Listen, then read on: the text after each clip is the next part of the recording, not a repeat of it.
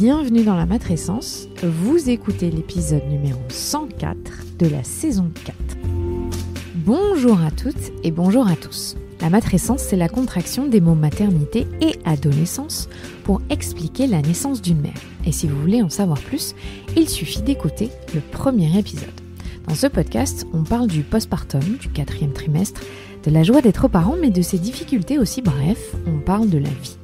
La matrescence met en avant des femmes et des hommes qui racontent, expliquent et donnent une autre définition à la parentalité. Je suis Clémentine Sarlat, la créatrice de ce podcast. Je suis journaliste de formation dans le sport, à la télé, rien à voir, mais je suis aussi professeure diplômée de yoga pré- et postnatal. Et puis surtout, je suis maman de 2 petites filles. Bonjour, je m'appelle Ella Marie Aval et j'ai une petite sœur qui s'appelle Jasmine. Et j'ai 3 ans. Et bienvenue dans la matrescence. Au revoir. La matrescence transforme la vie des mères, des pères, mais surtout des familles dans leur ensemble, alors parlons-en. Ici, pas de tabou, je vous propose une conversation intime, remplie d'émotions et d'informations. Je voulais vous dire, vous le savez, ce podcast a vocation à vous aider. Maintenant, il est important de se rappeler que c'est à vous de faire le tri parmi les informations entendues. Vous êtes les acteurs de votre parentalité, à vous de piocher dans ce qui vous plaît. Si vous aimez ce podcast, n'hésitez pas à vous abonner, à laisser un commentaire et le must à mettre 5 étoiles sur votre plateforme d'écoute. Et psst, vous savez quoi ? Vous pouvez maintenant faire partie de la communauté de la matrescence sur Patreon. À quoi ça sert et qu'est-ce que c'est ? C'est simple, ça sert à soutenir ce podcast. Vous pouvez l'aider financièrement à se développer en faisant un don chaque mois. En échange, vous aurez accès à des bonus et à tout un tas de contreparties en exclusivité. Rendez-vous sur le site www.patreon.com Patreon/Clémentine Sarlat. Le 20 février dernier, j'ai donné naissance à ma 3e fille, June, à la maison. J'ai donc pris un congé maternité de 6 mois et je n'ai pas publié d'épisode depuis décembre 2021.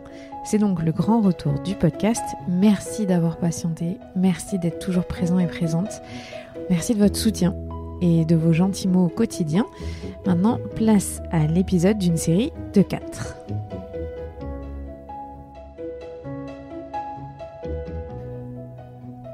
C'est le retour du podcast après quasiment 6 mois de pause. Et je suis assez fière de moi d'avoir réussi à faire 6 mois de pause pour un 3e enfant. Parce que pour ma 2e, j'avais repris quasiment 6 semaines après mon accouchement. Pour une raison très simple, c'est que je n'avais pas de congé maternité à l'époque. En 2020, ça n'existait pas encore pour les auto-entrepreneurs ou entrepreneuses surtout, ou les chefs d'entreprise, chefs. Donc, j'avais pas vraiment pu compter sur un congé maternité. J'avais repris vite et c'était mon 2e enfant. Je me sentais un peu plus énergique et j'avais moins de problématiques à réenchaîner assez rapidement. Je parlerai de tout ça, de la reprise du travail, des différences entre mes 3 reprise de travail en tant que salariée, auto-entrepreneuse et aujourd'hui chef d'entreprise, les 3 différences. Ça sera le 4e épisode de cette série. Donc un premier épisode aujourd'hui sur le fait d'avoir eu 2 grossesses rapprochées, 3 enfants en 4 ans, le fait d'avoir découvert que j'étais enceinte de ce 3e bébé de June quand j'étais en plein burn-out que j'appelle patriarcal. Donc je vais vous parler de tout ça aujourd'hui. Ensuite, il y aura le récit de mon accouchement. Et ensuite, il y aura un 3e épisode sur le postpartum et comment gérer au mieux. Au mieux, parce que vraiment, je n'ai pas la solution. Mais voilà, j'expliquerai ce qui a marché pour nous avec 3 enfants. Et ensuite, ce dernier épisode sur la reprise du travail. Donc, j'ai découvert que j'étais enceinte il y a 1 an maintenant. Pas encore 1 an d'ailleurs. Parce que j'ai mis beaucoup de temps en fait à comprendre que j'étais enceinte, un peu plus de 5 semaines, ce qui est beaucoup pour moi puisque d'habitude les 2 dernières je savais au bout de 10 jours en gros. J'allaitais toujours ma deuxième, Jasmine, et je revenais de Roland-Garros, où j'avais passé 2 semaines à travailler assez intensément en gérant en plus Jasmine qui avait 8 mois, qui tétait énormément la nuit, donc j'étais assez fatiguée, soyons très honnêtes. Ça avait été un peu plus difficile d'ailleurs que Roland-Garros cette année, bizarrement. Mais j'arrivais aussi dans une fatigue réelle parce que je gérais beaucoup trop de choses à la maison et que on en a déjà parlé plusieurs fois dans un épisode d'ailleurs, mais Clément n'était pas ultra présent et me laissait gérer tout. Donc j'étais pas très bien en sortant de Roland-Garros. Et j'ai commencé à me dire, mais je suis vachement fatiguée quand même, c'est bizarre. Je faisais la sieste avec Jasmine le matin, alors que bon, je le faisais plus, elle avait 8-9 mois, c'était fini. Et donc je me suis dit, tiens quand même, je vais faire un petit test de grossesse parce que je vais être très transparente, je n'ai pas eu mon retour de couche et voilà, en toute honnêteté, je n'ai pas eu de règles depuis novembre 2019. Nous sommes là tout de suite en juin 2022. Donc je pense que je vais battre des records. C'est possible que j'ai pas mes règles pendant quasiment 3 ans. Donc j'avais aucune idée de mon cycle. Et si vous avez écouté le 103e épisode, je crois, ou je me trompe peut-être je vais vous dire ça tout de suite. Oui, le 103e épisode, la contraception en postpartum avec une super sage-femme.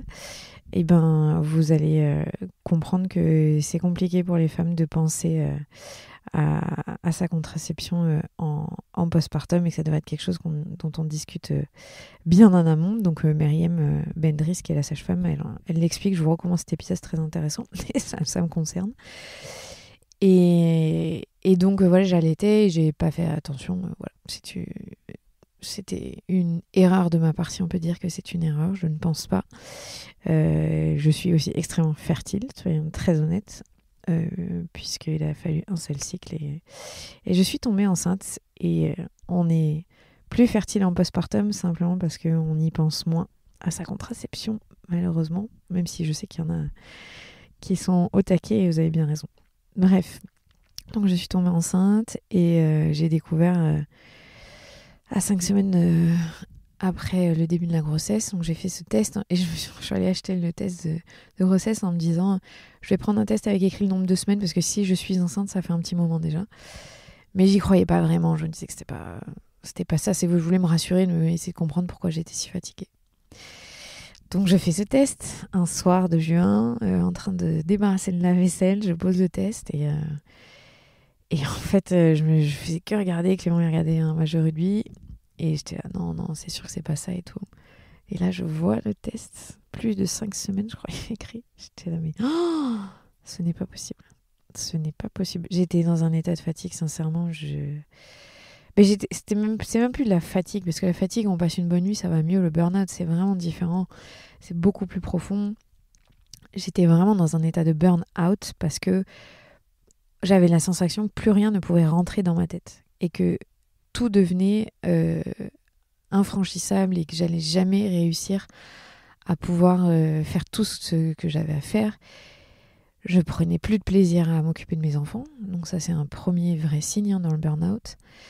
Je criais beaucoup sur Ella, ça c'est une réalité et je voudrais tout de suite, je fais des digressions extrêmes, mais j'ai été accusée au cours de l'année dernière de pousser les femmes au suicide avec mon podcast parce que je mettais la barre trop dans la parentalité avec les experts et les expertes que j'interviewais et ça m'a fait réagir, freiner, enfin ça a été dur à encaisser ce genre de reproches. Mais moi, j'ai la sensation que les experts et les expertes que j'interroge, justement, le disent, enfin surtout Anne Reynaud, par exemple, qui est psychiatre, qu'elle parle de cette injonction à la parentalité parfaite et qu'il faut arrêter. Elle parle même de mettre une chaise de la tranquillité pour les enfants, pour les écarter quand on n'en peut plus. Enfin, je n'ai pas l'impression d'être dans l'extrémité de ce que certaines personnes dénoncent sur les réseaux sociaux ou autres de la parentalité bienveillante. Je mets des guillemets parce que si vous écoutez mon podcast, j'utilise jamais ce terme. Comme si les autres n'étaient pas, c'est pas ça, ou que positif et les autres négatifs. Hein. je sais pas quel terme je veux utiliser pour la parentalité, mais moi, qui m'intéressait, c'était surtout de comprendre. Comprendre pourquoi les enfants ils réagissent comme ça, comprendre pourquoi nous, on réagit comme ça. Et donc, je casse tout de suite le mythe. Je crie sur mes filles. Jasmine, moins, elle est toute petite, mais sur Ella, parce que des fois, j'en peux plus, parce que voilà, je dors pas beaucoup. Et c'est la réalité. Et ce que m'ont appris les épisodes que j'ai enregistrés avec des spécialistes, c'est que c'est OK de s'énerver et c'est pas ça le drame. C'est OK si en plus on s'excuse derrière, si on réalise, si on essaie de comprendre pourquoi on s'énerve. Voilà, je veux dire, personne n'est surhumain, personne n'est parfait, ça n'existe pas. Et j'en discute souvent avec ma fille, même quand je suis énervée, elle me dit tout de suite, elle verbalise, tu m'as fait peur. Et ça m'arrivait très souvent quand j'étais en burn-out, de péter les plombs, oui, il faut le dire. Et c'est dur de se voir comme ça, en sachant très bien qu'il y a d'autres manières de faire. Mais voilà, la réalité du quotidien, elle est là. Et sincèrement, si vous avez écouté mon podcast et vous vous êtes senti culpabilisé, je m'en excuse, c'est pas du tout l'intention première, parce que moi je suis dans le même bateau que vous et que si j'ai créé ce podcast, d'ailleurs quand j'ai créé ce podcast, j'étais au bout de ma vie avec Ella, parce que j'étais déjà, je pense, en burn-out patriarcal.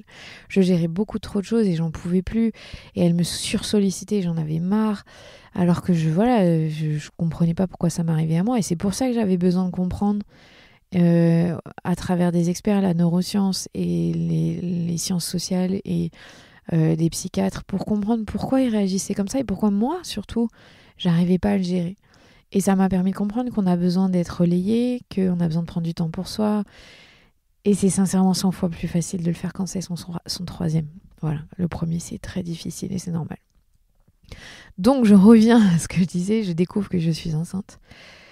Et ma première pensée, et c'est dur aujourd'hui de réaliser, de dire que je dis ça parce que quand je vois mon bébé, je l'aime tellement, c'est de me dire c'est affreux, il n'y a aucune solution qui me va. Avorter, c'est une option dans ma tête, mais ça me va pas. J'ai pas envie d'avorter. Je le dis haut et fort, j'ai déjà avorté, j'avais 25 ans. J'avais pas d'enfant et c'était un choix très clair, évident, tout de suite dans ma tête. Mais là, avorter, ça m'allait pas. Garder ce bébé, ça m'allait pas parce que j'étais dans une situation psychologique, physique, même physique, d'une fatigue horrible. Et on ajoute la fatigue aussi des 3 premiers mois de la grossesse qui, pour moi, à chaque fois, sont très durs. On ajoute le fait que c'était une 3e grossesse et une 2e en 17 mois. Et donc là, je me dis, mais non, mais je peux pas. Et donc, je vais voir tout de suite Clément et je lui montre. Et alors, lui était hyper heureux, en fait. Mais tant mieux, parce que voilà, je suis heureuse que lui, tout de suite, ça a été une option qui lui allait. Mais j'ai dû lui expliquer que pour moi, c'était pas possible, en fait. J'étais dans un tel état de désespoir et je me disais que j'allais jamais m'en sortir. Que je me voyais pas élever 3 enfants, en fait. Pas dans ces conditions-là. Donc, on a dû beaucoup parler et finalement, voilà, sur les réseaux sociaux, j'ai beaucoup parlé de ce burn-out. Beaucoup m'ont demandé comment t'as fait pour t'en sortir. Alors, c'est complexe comme question. Il y a plein de choses qui rentrent en compte. Mais bizarrement, c'est le fait d'avoir été enceinte de June qui m'a sorti de ça. Parce que Clément a réalisé à quel point il s'était extrait de la vie familiale au fur et à mesure. Et que j'avais besoin qu'on soit 2 à 100% et pas un à 100% et l'autre quand il peut. Donc ça a été un déclencheur pour lui. Il a vu l'état dans lequel j'étais. Il a compris aussi que j'étais prête à ne pas garder ce bébé. Tellement j'étais au bout, que j'y arrivais plus. Et je le dis en toute tranquillité, en sachant qu'aujourd'hui, June, c'est une évidence pour moi et que c'est simple. C'est marrant, j'en parlerai dans d'autres épisodes. Hein. Mais c'est simple. Vraiment. Voilà, l'expérience de 3 enfants pour un 3e bébé, c'est différent. J'ai un bébé très cool. J'en parlerai aussi parce que je veux pas faire croire à tout le monde que c'est easy d'avoir 3 enfants, pas du tout. Et donc, comment on s'en est sorti de ce burn-out ? Déjà parce qu'il a compris et reconnu. Ensuite, parce qu'il faut rappeler le contexte. On sortait à peine vraiment du Covid. Enfin, il y avait encore le Covid et les restrictions. Il y avait encore des restrictions d'ailleurs à l'époque.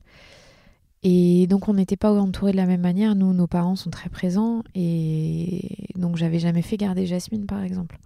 Je l'avais eu H24 avec moi depuis 8 mois.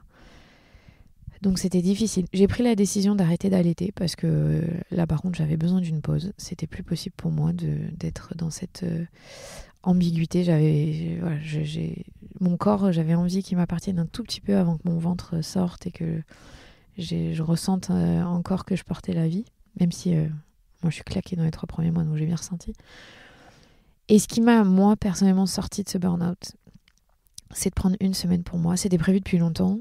Et je suis partie en Dordogne avec Shanti Yoga, qui est un organisme de formation de yoga, pour faire un stage de formation de yoga du féminin. Donc en plus, c'était parfait parce qu'on était une vingtaine de femmes avec une ambiance, un esprit hyper sororité. Et j'avais besoin de ça à ce moment-là.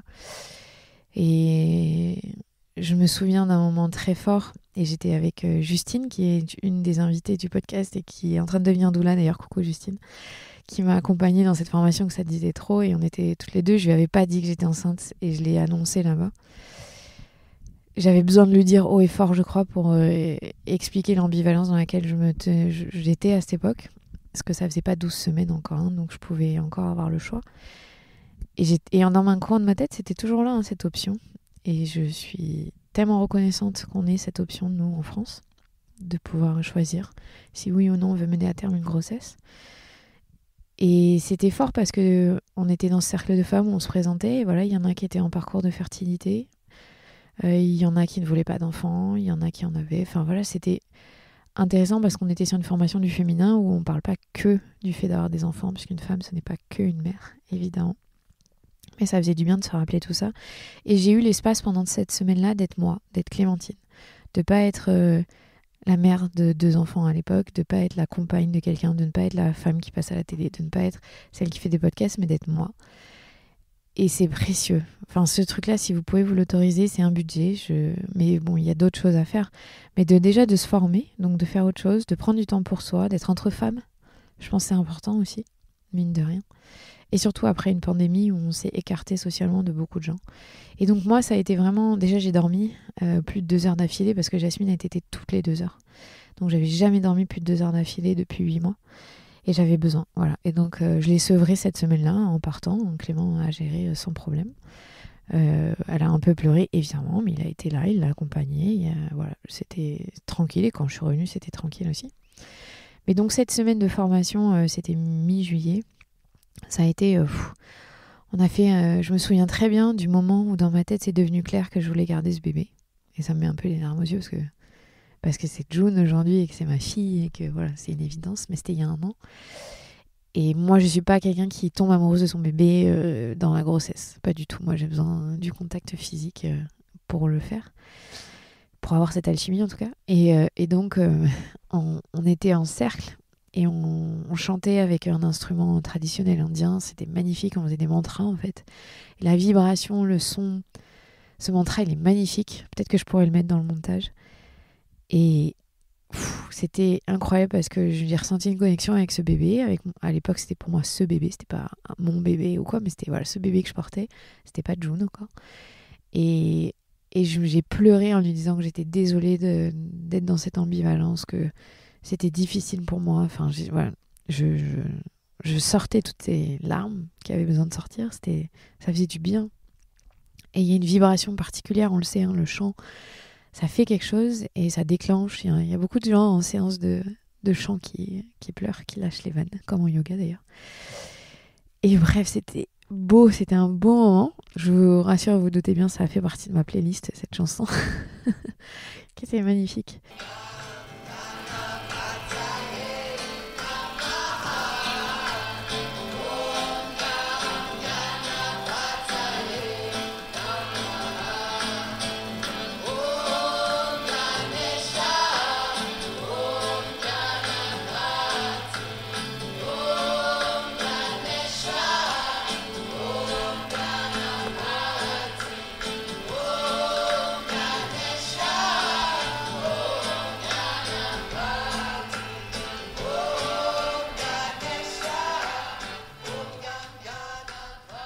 Donc voilà, vous avez écouté la chanson qui était très jolie. Et Et donc, je me suis décidée, j'ai été voir ma sage-femme tout de suite. L'avantage aussi, ça j'en ai pas parlé, d'avoir une sage-femme à domicile. Ou en tout cas une sage-femme libérale qui vous suit. Je l'ai appelée tout de suite quand j'ai fait mon test. Je lui ai dit, Isa, voilà, je suis enceinte. Le test vient de le confirmer, enfin je voudrais confirmer. Je sais pas du tout quoi faire, je suis épuisée, est-ce qu'on peut se voir? Et voilà, le lendemain matin, je suis allée chez elle dans sa maison. Elle m'a reçue chez elle, parce qu'elle a du matos chez elle, évidemment. Elle avait son appareil pour faire une petite écho. Et avec voilà un respect incroyable, parce que quand je suis allée chez elle sur son canapé, on a discuté, elle m'a demandé comment j'allais, je lui ai expliqué la situation, que j'étais au bout de ma vie, que j'en pouvais plus, que oui on voulait 3 enfants mais que j'étais pas sûre de vouloir ce bébé maintenant parce que j'en pouvais plus.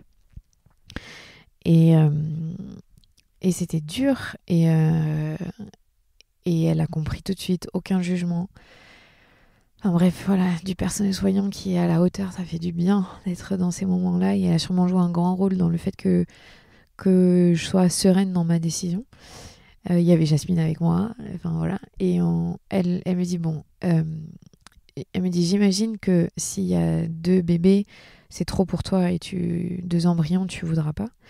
Et je lui dis oui, je lui dis ça c'est clair et net. Elle me dit, écoute, si c'est le cas, on va faire l'écho, j'ai la pilule si tu as besoin de la prendre, et on peut le faire tout de suite. Donc pour moi c'était un soulagement, parce que voilà, j'avais une solution si quelque chose ne m'allait pas. Et elle me dit, et si tu veux garder ce bébé, je suis là, je t'accompagnerai. Et voilà, on va juste voir s'il est là. Et donc on a vu évidemment, elle a eu la délicatesse de ne pas mettre le son, de voir qu'il y avait un cœur qui battait, enfin voilà, mais il n'y avait pas le son. Pour moi, si jamais voilà, c'était trop perturbant. Et elle m'a dit oui, il y a bien un bébé, il est bien implanté, tout va bien. Donc au moins je savais ça. Il n'y en avait qu'un. Et voilà, elle m'a dit, écoute, il faut que c'était un vendredi, il faut que lundi vous ayez pris votre décision avec Clément. Elle connaît très bien Clément aussi. Donc.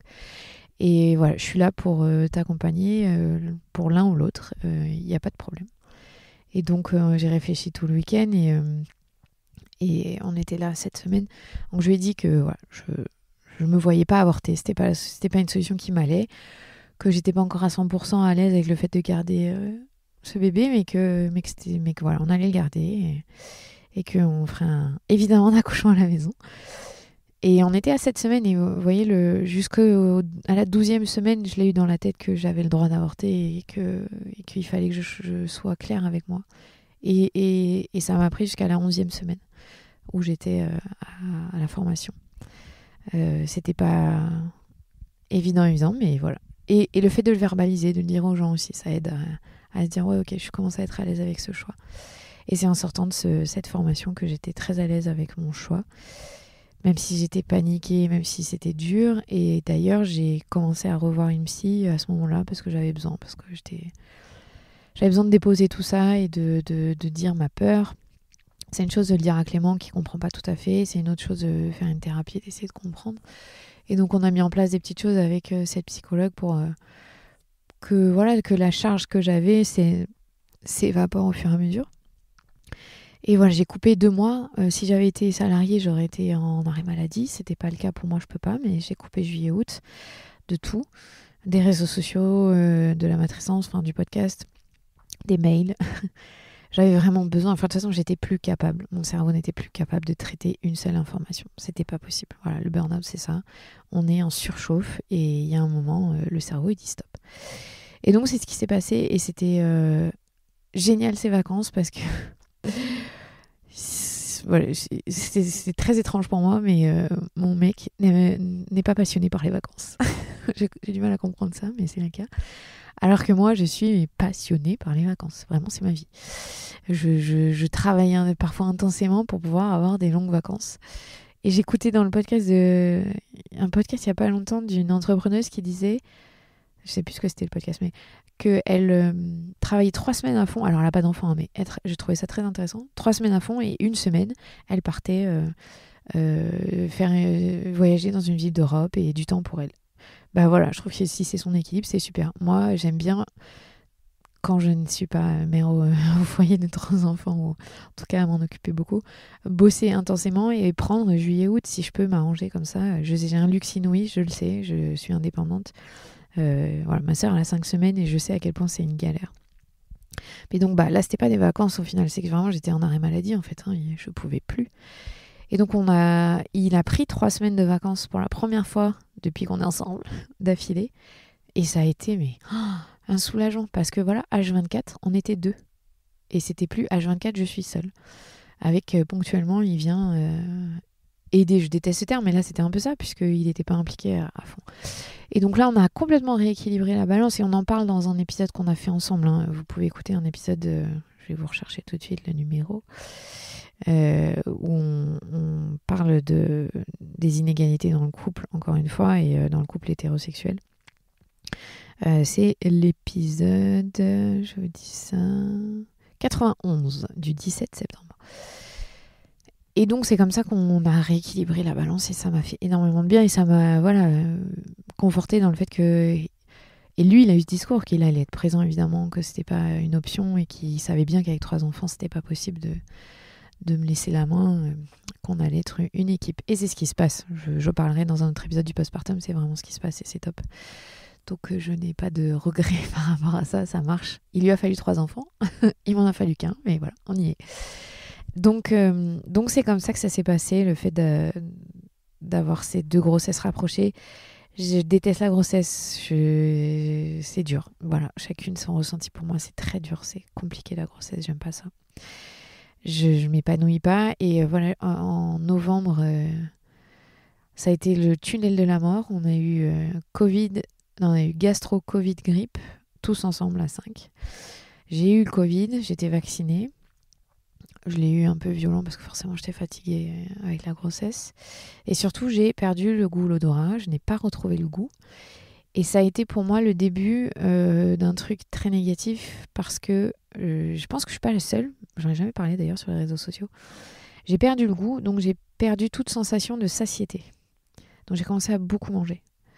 Et je pense avec la fatigue, avec l'isolement, avec plein de choses, parce que quand on était malade comme ça, on n'a vu personne pendant 10 semaines. Je crois pendant 7 semaines, on n'a vu personne. C'était horrible. Et on avait nos filles H24 et j'étais enceinte. Et bon, on était à 2, il n'y avait pas de problème, mais c'était rude pour lui et moi.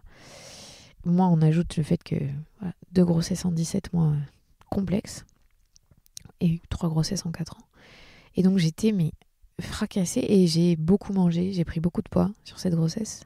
J'en parle souvent et c'est pour ça que j'ai lancé ce challenge. Si vous ne connaissez pas sur les réseaux sociaux, 75 jours pour bouger. Parce que j'ai arrêté de bouger et j'ai commencé à énormément manger. Donc voilà, c'est pas un super souvenir. J'avais très hâte d'accoucher, qu'elle sorte.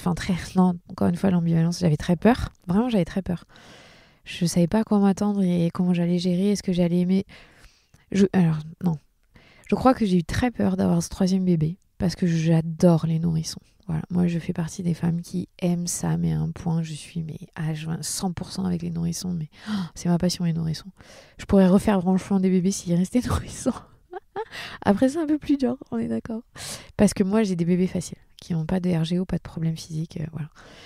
Et donc j'avais très peur de me remettre à 100% à fond avec un bébé, alors que Jasmine était toute petite, elle avait même pas... elle avait 8 mois quand je tombais enceinte, donc toute ma grossesse c'était un tout petit bébé. Elle a commencé à marcher à 13 mois. Elle avait que 17 mois quand June est née. Donc j'avais très peur de ça, de passer de mon bébé c'est Jasmine à comment je vais réussir à avoir autant de temps pour être à fond avec un nourrisson. Je ne spoil pas, mais il n'y a pas eu de problème. Et j'en parlerai dans le postpartum, dans l'épisode sur le postpartum, le 3e épisode de cette série. Voilà, donc juste pour dire que... tout change, tout évolue. C'est compliqué pour moi de raconter tout ça sur les réseaux sociaux parce que au jour le jour, tout évolue et tout change mes sentiments. Donc je le pose là sur un podcast, sur un épisode. Vous me l'avez beaucoup demandé cet épisode de comment on gère le fait d'avoir 2 enfants rapprochés. Enfin, dans la tête, juste les grossesses et mentalement comment on se sent. C'est pas facile. Ça a été très dur et je ne regrette absolument pas ce choix, mais il faut comprendre quelque chose avant que je termine, c'est que je suis dans une situation privilégiée. J'ai un mari qui gagne bien sa vie, je gagne bien ma vie. Je suis pas au chômage, je suis pas dans une situation de précarité, on a une maison. On a pour l'instant largement assez de chambres vu qu'on dort tous ensemble. On a nos parents qui sont présents. Enfin bref, je Je veux pas du tout dire aux gens faites-le parce que c'est facile. C'est pas vrai du tout. Déjà, c'est pas facile, alors que même j'ai des conditions idéales. Donc, je préfère le préciser. J'ai conscience de ça. Je le sais.